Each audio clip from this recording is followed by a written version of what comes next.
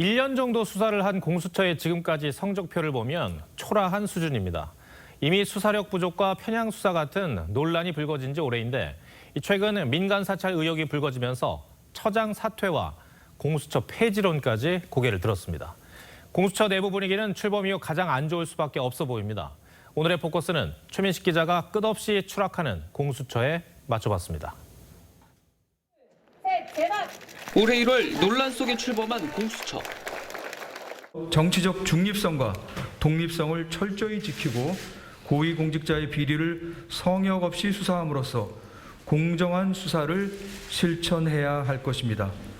고위공직자 범죄를 척결해 국가 투명성을 높이겠다고 출범했지만 성적은 초라합니다. 고위공직자 관련 고소고발 사건을 2,700여 건 접수하고도 수사에 착수한 건 24건뿐, 전체 1%도 안 됩니다. 더욱이 피의자를 구속하거나 직접 기소한 실적은 아예 없습니다. 공수처는 수사 성과 부진 지적이 나오자 검사 23명인 조직 규모와 인력을 탓하기도 했는데 검사 29명인 순천지청은 지난해 21,800건 이상 수사해 14,000여 건을 기소했습니다. 그나마 공수처가 입건한 사건 24건 가운데 4건은 윤석열 국민의힘 대선 후보와 관련됐습니다. 이 때문에 공수처 수사 대상인 고위공직자가 7,000명이 넘는데 야당 후보 한 사람을 쫓는다는 지적이 나옵니다. 공수처가 야당의 유력 대선 주자가 본격적인 대선 행보에 나서자마자 마치 기다리기도 한 것처럼 수사하는 의도는 뻔할 것입니다.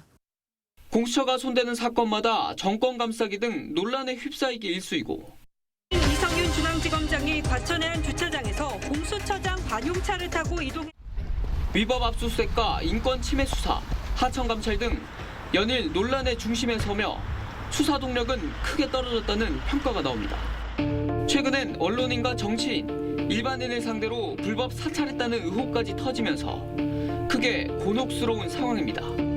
시민단체는 김진욱 처장 등을 직권남용 혐의로 고발했고 정치권 등에선 처장 사퇴 요구는 물론 공수처 폐지론까지 확산되고 있습니다. 다음 달이면 공수처에 파견됐던 경찰 인력 30여 명마저 복귀해 기존 수사를 이어갈 인력마저 부족해질 수 있습니다. 이 때문에 공수처 내부 분위기는 출범 이후 최악이라는 평가까지 나오는데 만신창이가 된 공수처의 끝없는 추락이 어디까지 이어질지 뉴스7 포커스입니다.